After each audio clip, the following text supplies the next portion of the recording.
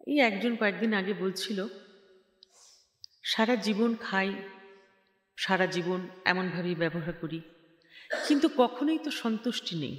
মনে হয় আবার কবে খাবো, আবার কবে এমন করব, আবার কবে ওটা পরব। মানে আকাঙ্ক্ষাটা তো শেষ হচ্ছে না। এই যে একটা কথা বলা যায় যে তুমি যদি ভোগ করো তাহলে তার তৃপ্তি হয়, তো ভোগের তো তৃপ্তি নেই। আমি বলি কেন সন্তোষ নেই? তো সন্তুষ্টি নেই কেন জানো? তোমার আত্মা, ওই যার জাত নেই, যার ভাষা নেই, সে পূর্ণাত্মায় লীন হতে চাইছে।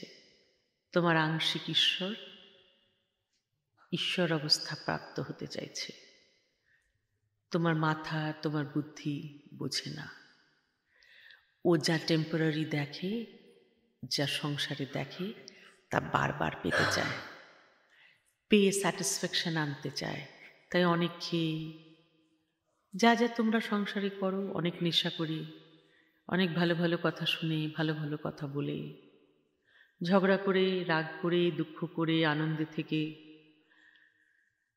নানা রকম পার্টি করে, না করে, কোনোভাবেই স্যাটিসফ্যাকশন হচ্ছে না। কারণ আন্দ্রনী যে খোঁজ, ওই আত্মা পরমাত্মায় মিশে যেতে চায়। এর জন্য তুমি সারাক্ষণ অসন্তোষে থাকো, অলওয়েজ ডিসস্যাটিসফ্যাকশন। তাই তোমার মনে স্যাটিসফ্যাকশন হয় না, কিছুতেই তোমার শান্তি হয় না। শান্তি সে তো ঈশ্বরীয়, সে রোজগার শুধু চাওয়ায় আর পাওয়ায় নেই। তাহলে তো হয়েই যেত, পেয়ে যেতে।